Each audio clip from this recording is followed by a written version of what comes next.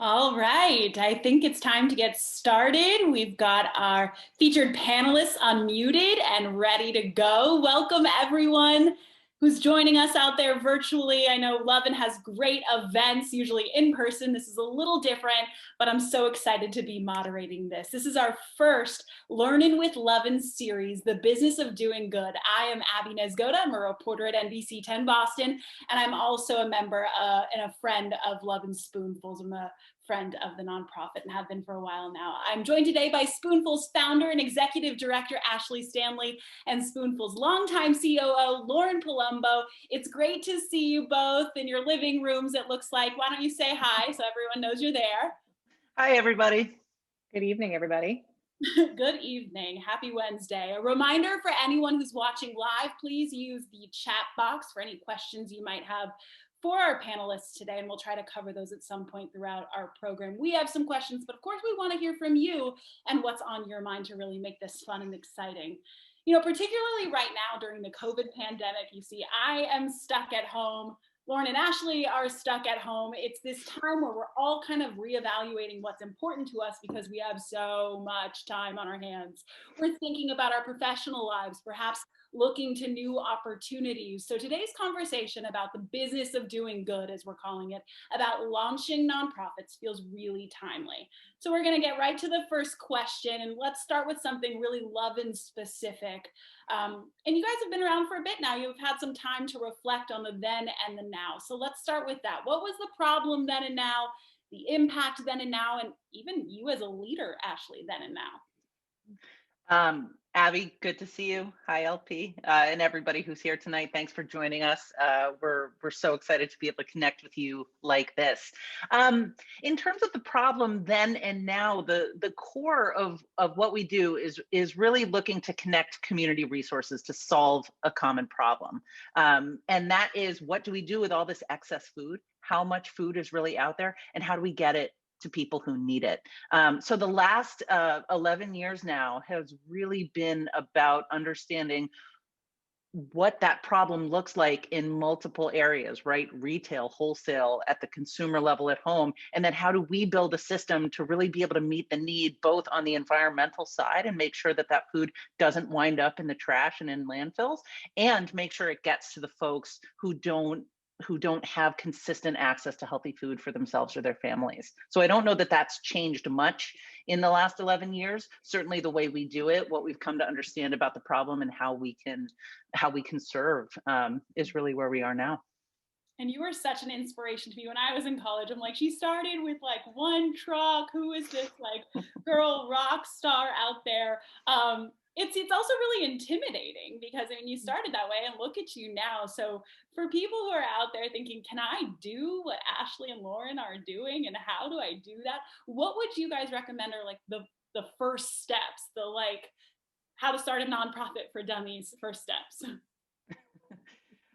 I can jump into the very first part, and then and Lauren didn't join me too far after this started. So I try to always remind people that, while I'm grateful for the attention for being a founder, you are a founder sort of once, right? Like the founding of the company happens once, and then from there it's evolution and it's growth and it's building things as we move along, and I have not been alone in that.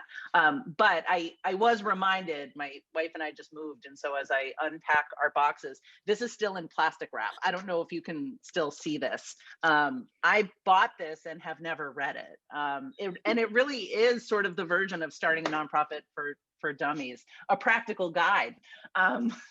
Perhaps some of that would have been helpful, but what I can say is the practicality of what, sort of bookended this problem and the solution that we've come to build and continue building and provide, has been the practicality of it. And I think so much about nonprofit lives in this sort of heart value proposition, what feels good to us, either as volunteers or people in the community. How can we help? How can we make somebody's day better? How can we help the folks in our community? And that is wonderful. And I think and hope is inherent to us as humans.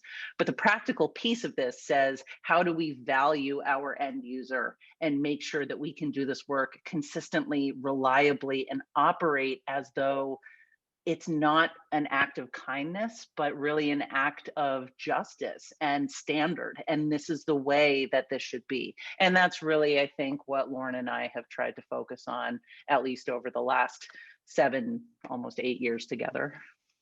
Absolutely. Lauren, do you want to weigh in on that? Since Ashley never read that book. Lauren was my book. I will say that. Lauren was the guy.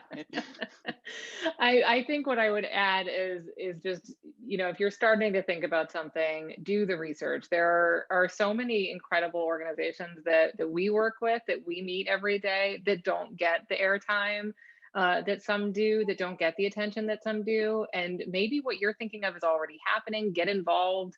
Spend some time on the ground working with the communities, with the folks that you're interested in supporting, and get to know the issue really deeply before committing fully to it. I think it's a big jump. I always say, Ashley I am terribly risk averse. And so Ashley is the one that took the leap and made this possible.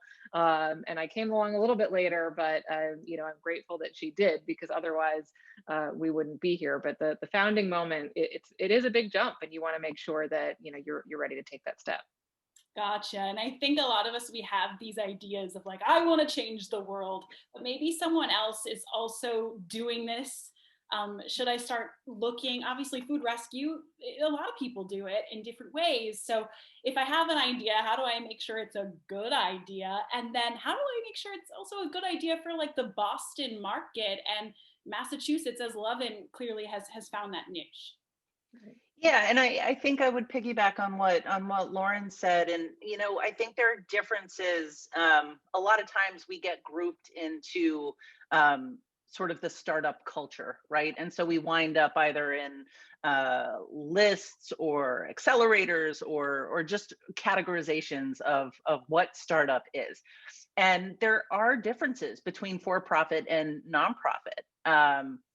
I think that we try to operate, perhaps ironically to some, as a for-profit, because that really reinforces and cements some of that reliability and dependability, and making sure that everything comes out of the gate at standard. But I think the difference with nonprofit is if this is about you, sort of the person who is behind it, a nonprofit might not be where you want to head, right? I think when we're talking about mission-driven work and we're talking about service and serving the community, serving a need, the questions you want to ask are, what is the problem? Is it being solved, to Lauren's point? And what can I do to be helpful? Not what is this going to do for me? Or I really have this dream of, I did not have a dream of founding a nonprofit. That to me, there's just a separation there, right? So this is sort of like, how do we best be of service? And it's not personal. And that we bring our personal selves to it. We bring the emotion, the passion, but this is not a personal endeavor, if you will. So I'm gonna get real here. I want to start a nonprofit, but I have a full-time job and I don't have any money to start this nonprofit. What do I do? Ashley, what did you do? Well, there's a difference, and I'll put it out there. I had some money. I am one of those people who are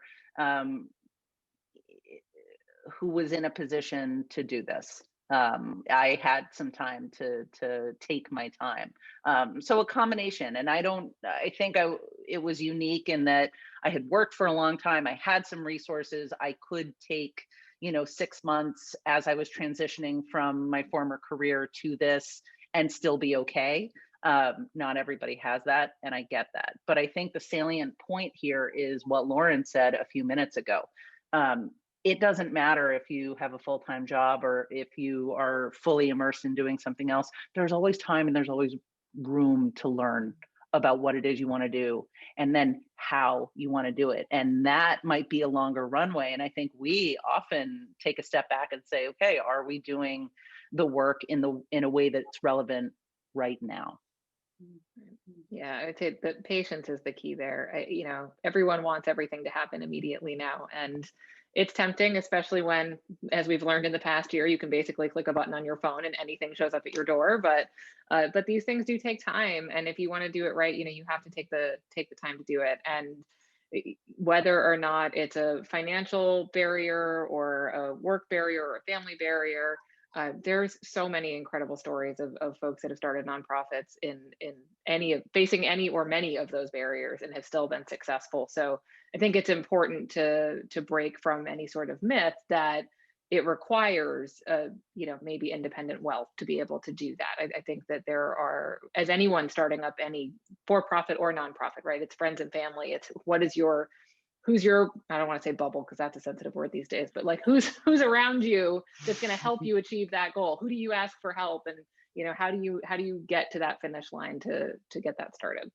And that perfectly leads into my next question that I'm going to ask, but I want everyone out there to know we do have a chat box. You can ask and submit questions, and I will ask these lovely ladies, or I will make them answer. I will demand the answer. So use that feature. But you're talking about one of the challenges of asking your friends and family. I would like you both to answer. What were some of the greatest challenges you've had to overcome with Lovin Spoonfuls and to get to the point where you are? Because any nonprofit, it's going to be a journey. The first challenge I had to overcome was get Ashley to read my resume. But once we got past that point, I had worked in nonprofits before Lovin Spoonfuls, but not one that I was this closely connected to or this passionate about.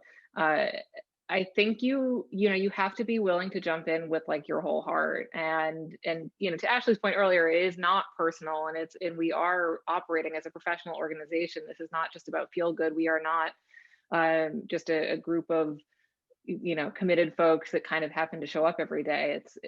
You have to be willing to bring every part of you with this, and that's not to say that there's not time and space for work-life balance, but you still have to be comfortable representing an organization that by nature of being a nonprofit is fundraising, is working to get the word out, and you have to be comfortable taking that on and being willing to be a part of it. And I think we see the most success for the organization and with our team when we find the folks that really can carry that baton.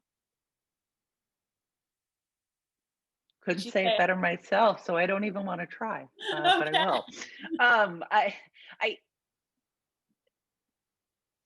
I will say that I want to protect the time that we have tonight, but I have so many great stories about how it came to be when Lauren joined the team. And if you're talking about this community and friends and getting folks to support, there was so much. Lauren and I were sort of running in the same circle, but maybe on the periphery. We had so many people and friends in common. And I think whatever she was feeling about Lovin Spoonfuls that meant something to her, it resonated with my friends, and they were not shy about telling me. And it was just, I will forever be grateful for that connection. I think the challenges are so many. And I think to her point, you have to be willing to jump in and move through no matter what. I can tell you, both Lauren and I have had some tremendous challenges, both in our personal lives and professionally with the business in the last 11 years for me and 7 or 8 years for Lauren. And we've been in each other's company as these challenges have presented themselves. And I think for me anyway, and I hope I am speaking for you too, LP, that we sort of turned inward and that energy went into furthering Spoonfuls, because there's nothing more, reassuring or confidence building that things are moving in the right direction in a really difficult time when you know you're on the right team. And that is really important, right? And one of the things I will just say quickly, and then we can move on, when folks ask me sort of what are the things that you did at the very beginning that made sense to you, or made sense for Lovin Spoonfuls, it's finding people who are good at what you are not, and knowing what your weaknesses are. And so for Lauren and I, we are a very, very good balance of what the business needs, on both ends of that. And I think that's how we move forward. And that is perfectly going to cue up my next question. And it also has an audience question involved, because I was going to ask, what do you look for in your staff? But Jane from the Burlington Food Pantry, hi Jane. Hi Jane. I know you're out there because I asked this question. She wants to know, why did you choose to hire employees rather than work with volunteers? Great question. One that comes up all the time. And I will preface my part of the answer, and then LP, you jump on this as well. Let me just preface this by saying this is what works for Lovin Spoonfuls. There is tremendous value in volunteerism. There's tremendous value in community. As I really started to understand what moving perishable food in a way that made logistical sense looked like, it became very clear to me that the margin for error, for lack of a better term, or for variable, could not be wide. It could not be large. You're dealing with time, you're dealing with temperature, you're also dealing with two facing parts of the business: the vendor side, where we pick up, and then the beneficiary side, where we deliver. Both of those entities, both of those sides of the business have their own businesses going on. So what you don't want to do is show up at Whole Foods at MGH at noon when every doctor from Mass General is heading through the lunch bar and they are getting their lunch rush. You don't want to show up then to do a pickup. You don't want to show up to drop off food at a beneficiary right when they need to be tending to their clients and their guests. So the logistical pieces are incredibly important. And that's really where we need to be able to dictate how it works on a staffing side. The other piece of that is talking about food as a right and not a privilege, and really trying to make sure that we're looking at this from not only a social justice standpoint, but a public health perspective. You just can't leave that up to chance. And for me, and I think for us, there are so many variables that could take over our lives at any given day. You got to take the dog to the vet, your kid calls you from school, you get a flat tire. When that happens, somebody potentially doesn't eat. And so both of those things have to be valued for the volunteer and then for the business. But here we did decide to prioritize making sure that this was going to be a reliable service. Christina asks another question. Hi, Christina, wherever you are out there. She wants to know, how did you recruit board members, what your process was for that, and how did you decide what areas of expertise to recruit? Great question. And we're still in the middle of it. And I'm going to answer this one fairly quickly because it's a quick answer, but I want LP to just jump in on the back question, just from her perspective with operations a little bit. At the very beginning, I recruited anybody who would say yes. At the time, we were just truly in startup mode. So there was no financial commitment. There was nothing but saying, hey, I need names, A, to incorporate with the IRS, B, is this something you care about? And C, do you have any advice for me? And I think that's how most startups begin. And certainly as it's evolved, we've had board members shuffle out and cycle through. And I think we have found ourselves in a really strong spot where we're able to identify those areas of expertise that we need, whether it be legal, strategy, focusing on policy, and anything that's helping our business move forward. So that is always a work in progress. But LP, I want to kick it back to you real quick. Yeah, on the employees versus volunteers piece, I think Ashley started her answer really well by saying like this is what works for us, right? There are examples of food recovery that happen in other parts of the country that are solely volunteer and have almost no staff. There are hybrid models, and then there's organizations like Lovin Spoonfuls, and there are others like us as well that also only use employees. I think for us, to Ashley's point, right, we try to respect the relationships that we have with our partners and to be consistent so that the nonprofits like the Burlington Food Pantry can, consistently rely on our truck showing up at the same time with hopefully enough food to meet their needs.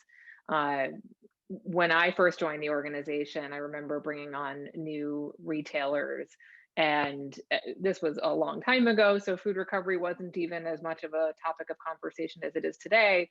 And sometimes those were challenging conversations to try and help them understand that this was of value to their business.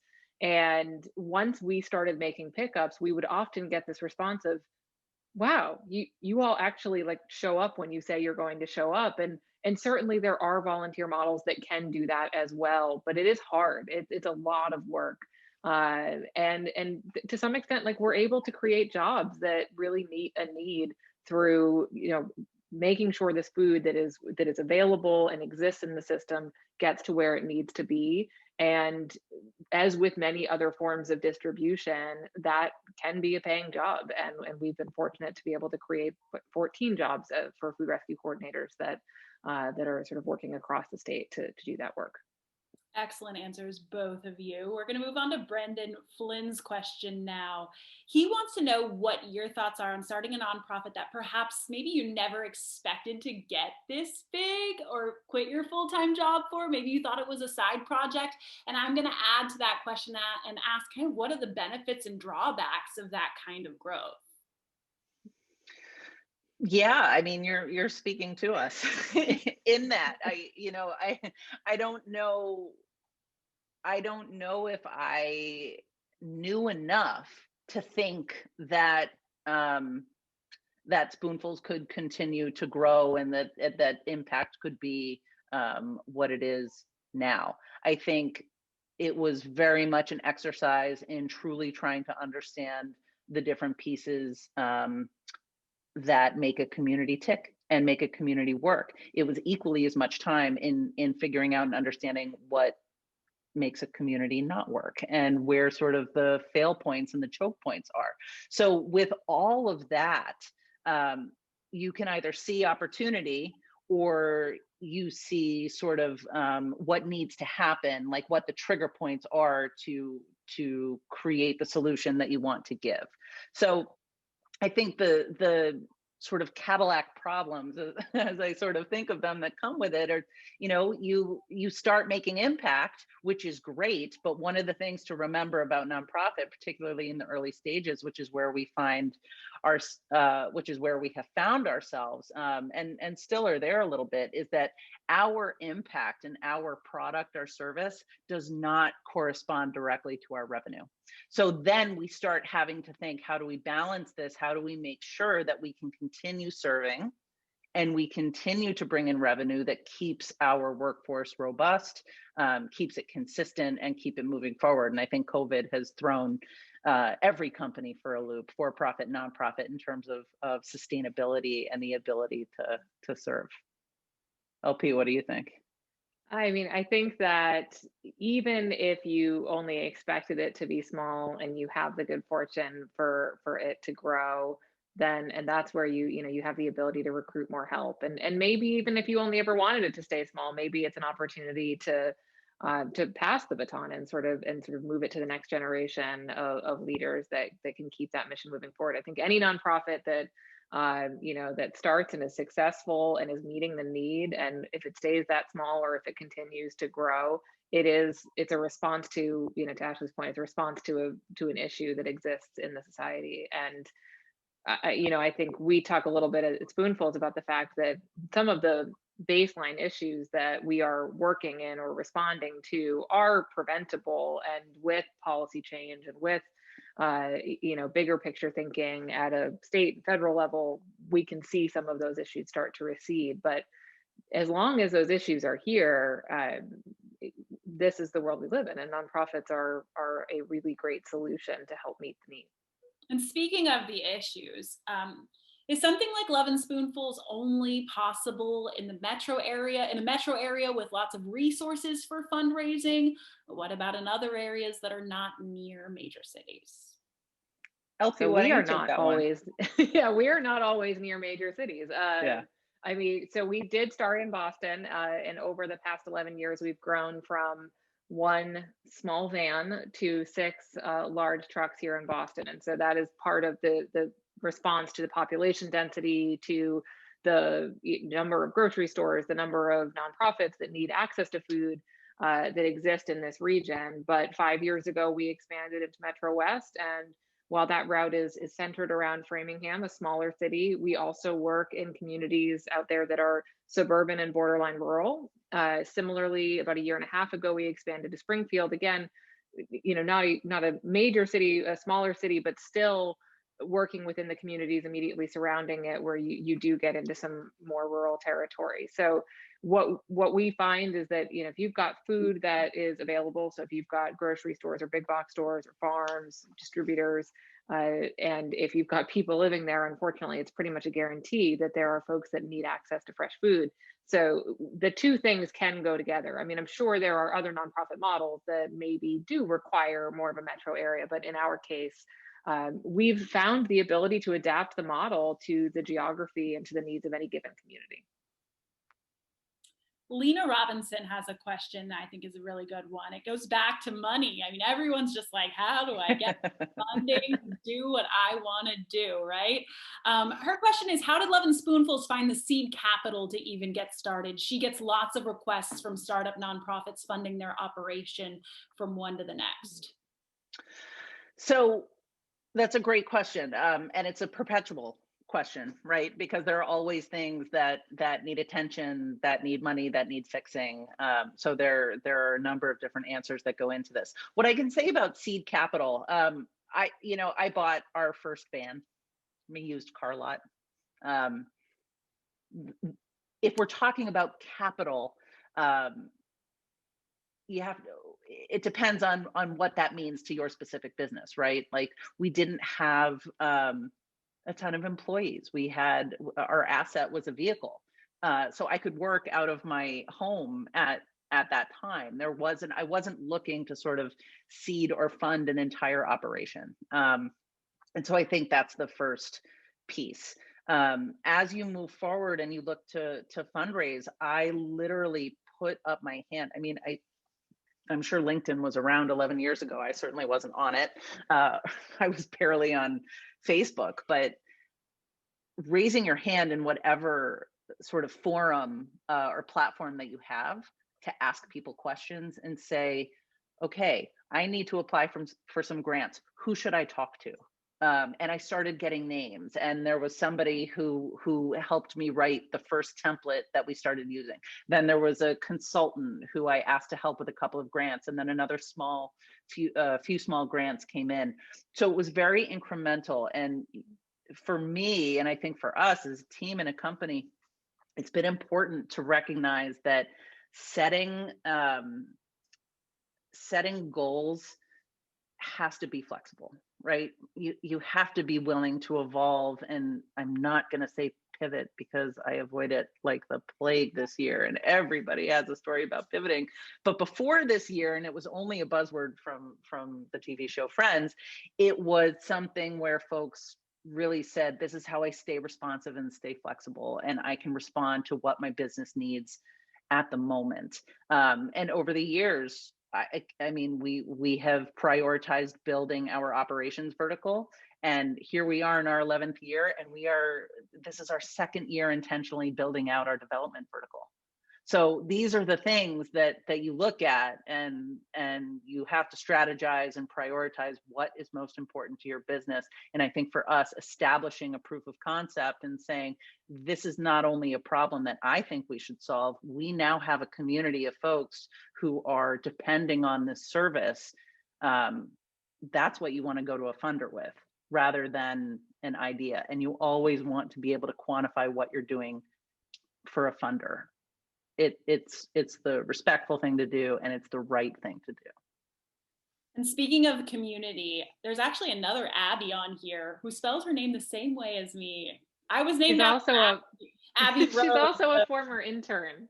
Oh my gosh. All right. Abby. So, hi, Abby. Great name. Love how you spell it. I was named after Abbey Road, the Beatles album. So shout out to you. But this is your question, her question rather. How do you reconcile the potential gap in understanding or community voice if you don't necessarily come from the community you are serving or have not experienced the social problem you are trying to solve?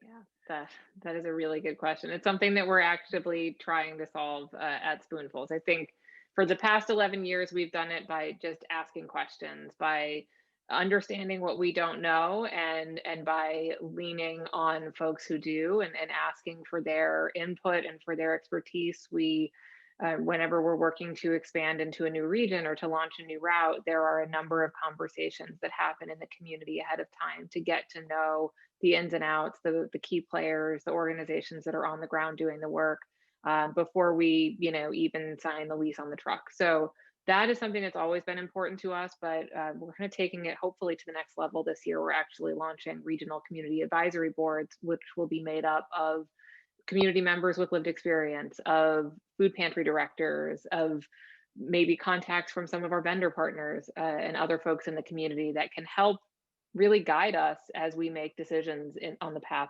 to our future at Lovin Spoonfuls, because we know that we need to hear those voices, and they need to be at the table. And that's been something that has been a long time coming. And I sit on a racial and ethnic disparities steering committee, community board, much like the ones that we're introducing.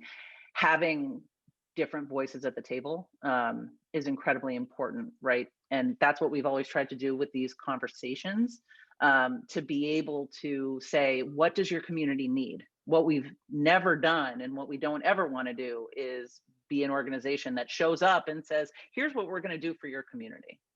We've seen that not work. We've seen it not be impactful.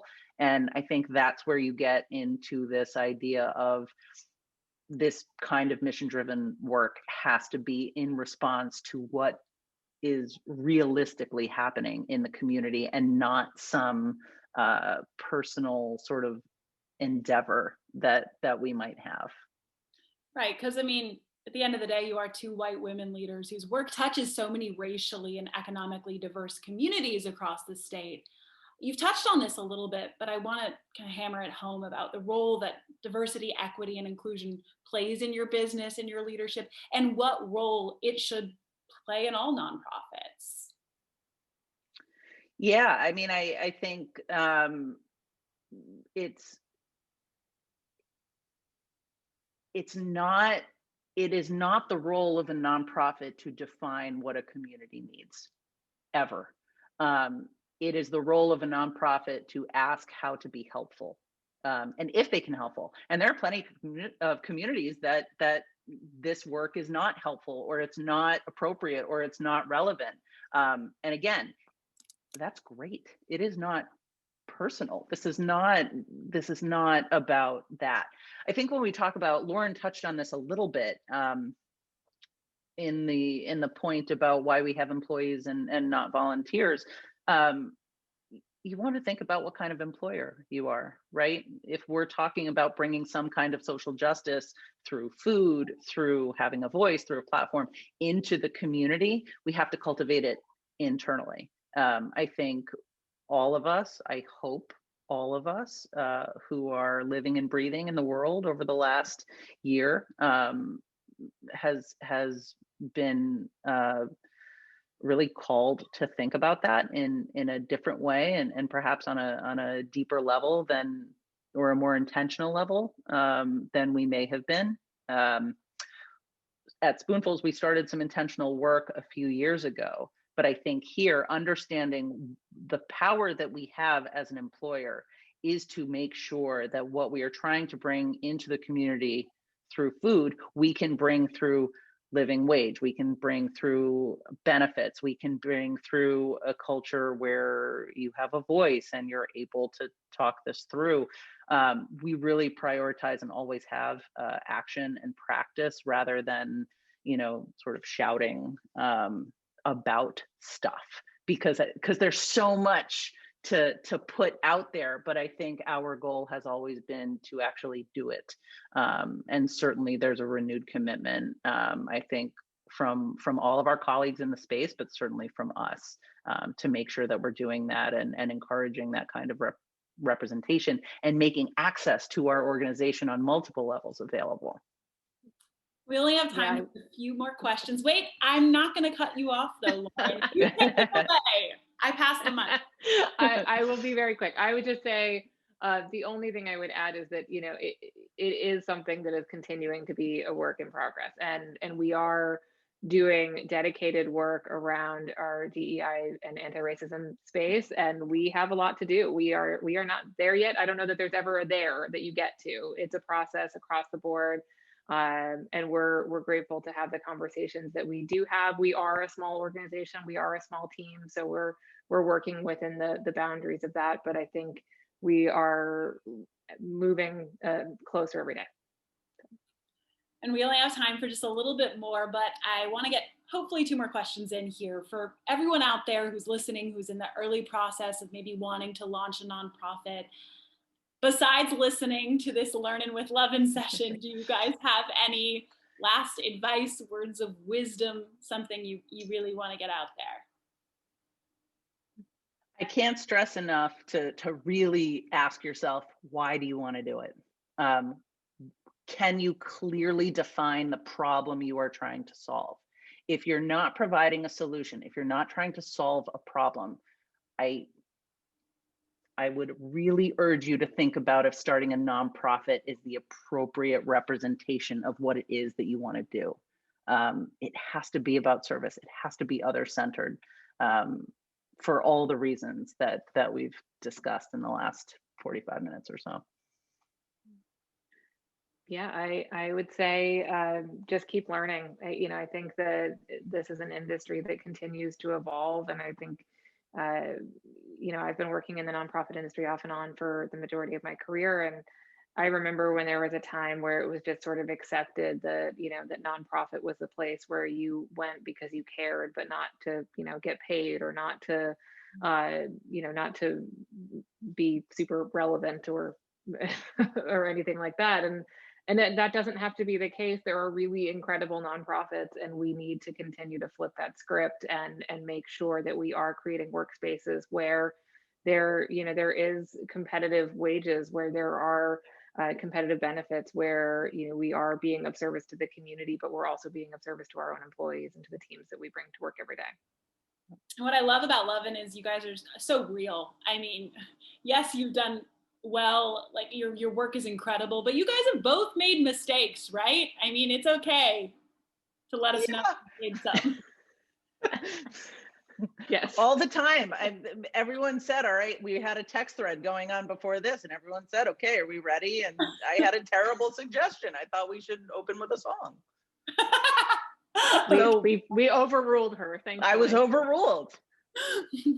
Good to know. So let's talk Lovin specific just before we kind of wrap up for the evening. What's next for Lovin Spoonfuls, guys? And how has your response changed in this crazy COVID era? That is a good question. LP, you want to jump? What hasn't changed is our commitment to doing the work. I think we've been incredibly fortunate. We've had all the good fortune in the world over the past year, and our team has stayed healthy. We have been able to keep our trucks on the road. We have actually even been able to grow our operations. In the past year, we put a new truck on the road in the communities around Chelsea and Everett and Lynn, areas that were incredibly hard hit by COVID. And we also saw the funding community step up and respond as well. I think we've been fortunate that to be working in a space that is unfortunately so needed right now. It's a very, very strange time to be successful, if that's the right word. I mean, I don't know that you can call it successful when it's in response to a growing need for food access in the community. But But we've been fortunate to be able to respond to that need and to be able to stay working. We didn't have to, make any changes to our staff. We didn't have to pull back on anything that was planned. We were able to continue to do the work, and that's been something that I'm grateful for every day. And I think that as we move forward, what we've learned is that I guess we were kind of built to respond in a crazy pandemic time, and we wouldn't have said that a year ago when it was on our doorstep, but that's what we learned. And so now we are preparing to continue to grow. And so Ashley referenced it earlier, we're growing our development team, we've grown our marketing team. It's no longer just about growing the operations team, it's about building the infrastructure to prepare for future growth, to put the systems and staffing and everything that we need in place to continue to bring Lovin Spoonfuls to communities that where we can be of service throughout Massachusetts. So more to come. Ashley, your favorite word though, pivoting. I mean, have you had to pivot here? No, we haven't. What I will say is, my focus in the last few years, and as there's been a lot of talk about the first 10 years and then the second 10 years and the year of COVID sort of landed in between and sort of kept everything in a freeze frame. As I look to the next 10 years, for me, when you have a player on your executive team who has a broad reach like Lauren has come to have over the organization, there's a clear sort of capability and vision for what happens in the day-to-day and organization wide. For me, I think a lot about what kind of employer we are, what do we want to do internally, who are we as an organization, and less of the what we do and more of the how we do it. And so where we didn't have to pivot, like Lauren said, was on the road. What we did do over the last year is everyone who could work remote, everyone went remote. I will say our senior leadership team, myself, Lauren, and our senior director of development, Erin Cohane, we were all in the office every week. We had made commitments very early on. Once we knew, I think it was right around when we canceled Chef's Table, we knew that COVID was indeed going to take over. I don't think we knew what that meant, but we knew that things were changing. And the commitments we made to each other and to the organization, but to each other, was we weren't going to lay anybody off no matter what. And the three of us were going to rotate in the office a few days a week so that our frontline didn't come home to an empty office. Come back. I call it home always, but come back to an empty office. And so those are the things when you have flexibility in your organization and you don't have sort of a process that can't move and can't bend, those are the things that allow you to look ahead and say, okay, we're going to be okay. It's going to be difficult. It's going to be challenging. How do we prioritize health? How do we prioritize safety? And how do we prioritize the ability for everybody to continue to come to work and feel committed to what they're doing? And that's, we did. Lauren said it, we had the luxury of being able to focus on that.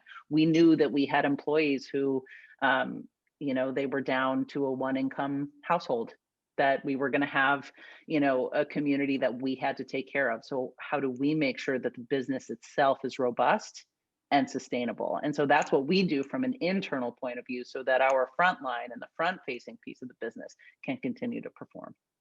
Yeah, I think pandemic proofing your nonprofit probably in that book that you have, that's probably not a chapter, but it's something we all have to think about now. And I think you guys have both done a wonderful job. Lovin Spoonfuls has done a wonderful job. And I think this is a great time to just wrap up for the night. We do have a few just kind of words of wisdom to leave you with. Thanks, Ashley and Lauren and everyone for joining us out there. I really wish that I could see you all in person. I'm such a people person. I miss tailgate. I miss all of the events. But remember, this is a series that we're starting here at Learn In with Lovin. So over the course of the next couple of months, you'll be hearing about other professional development opportunities from Lovin Spoonfuls on topics like choosing your business partners. We touched a little bit on that today, or tonight rather. So that's going to be a whole session on choosing your business partners, and women in leadership. That's another session. So stay tuned for all of that. Also save the date for Chefathon, March 22nd to 25th. Speaking of pivoting, this is how they're doing it here at Lovin. 4 nights of family-friendly virtual cooking demos to benefit Lovin Spoonfuls. More information can be found on Spoonfuls website, lovinspoonfulsinc.org, and on social media. Finally, if you are interested in supporting the incredible work that these 2 ladies are doing, that their entire team is doing, help them keep those trucks on the road, you can make a donation using the link that we are putting in the chat box right now. Thank you for all of your questions and your time. This was so much fun. Stay safe, everybody. Abby, thanks. Thanks, guys. Thank you, Abby. Thank you, everybody. You don't want to close with a song? You guys ready? Oh, I'm losing my connection. Thank you. Bye, guys. Have a good night, everyone. Stay safe. Bye.